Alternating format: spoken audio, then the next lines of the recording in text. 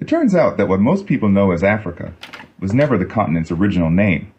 Instead, the oldest and most authentic name is Alkebulan, meaning Mother of Mankind, or Garden of Eden. This indigenous name was used by ancient peoples like the Moors, Nubians, Numidians, Carthaginians, and Ethiopians long before European colonialism imposed the term Africa. Really? I mean, that's quite a revelation. I always assumed Africa was just the natural original name. So this renaming wasn't just a casual change? Exactly. It wasn't accidental or benign. The renaming of Alkebulan to Africa was a deliberate act of cultural erasure. It was part of a broader colonial strategy aimed at disconnecting African peoples from their spiritual heritage, political sovereignty, and historical identity. That's profound. So this isn't just about names. It's about power, identity, and control. And I guess understanding this helps us see the bigger picture of how colonialism reshaped not only geography, but also consciousness. Right. And by the end of our conversation, listeners will grasp how this renaming fits into a larger narrative involving spiritual identity, political power, and cultural reclamation.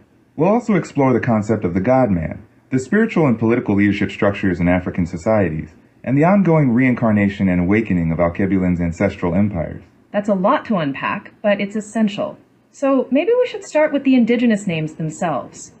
What exactly do we know about Alkebulan and other original names for the continent? Sure.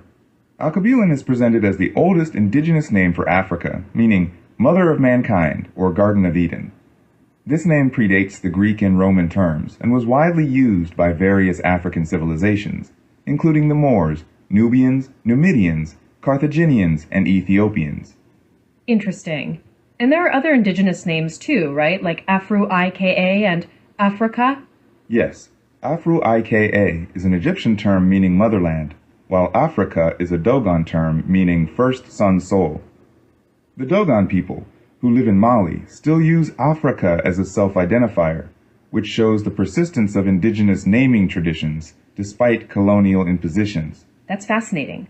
So the name Africa itself has multiple European origin theories? Exactly. Some suggest it comes from the Arabic Firk, meaning separate or conquer.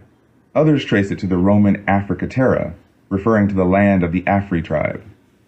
Latin offers Afer, meaning black or dark, and Africa, meaning sunny.